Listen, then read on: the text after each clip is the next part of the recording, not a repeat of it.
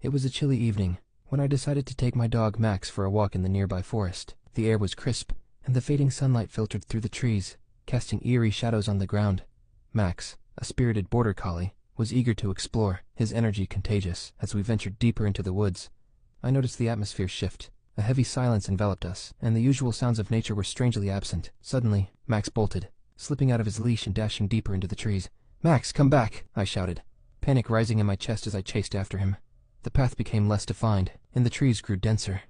I could barely see as the shadows deepened, and the feeling of being watched crept over me. I finally caught up to him in a small clearing. To my horror, I found the trunks of nearby trees plastered with missing persons posters, faces of people who had vanished, their smiles now twisted with despair. My heart raced as I read the details, each one more chilling than the last. A sense of dread washed over me. "Max, we should go," I said, turning to leave. But he refused to budge. Instead, he growled softly, staring into the darkened woods as if sensing something I couldn't. I hesitated, but curiosity compelled me to investigate. As I moved deeper into the forest, the trees closed in around me, their gnarled branches like skeletal hands reaching out. The ground was uneven, and soon I found myself at the edge of a steep cliff. The view below was a dizzying drop into darkness, and I could hear the faint sound of rushing water far beneath.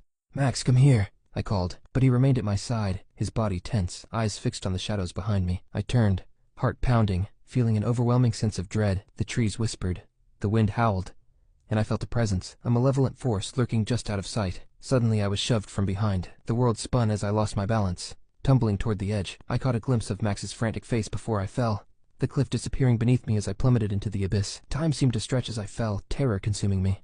I realized then that the missing persons had not just vanished, they had met the same fate. My scream was swallowed by the darkness, and as I descended into the void, the last thing I saw was the twisted trees standing vigil above, silent witnesses to another soul claimed by the forest.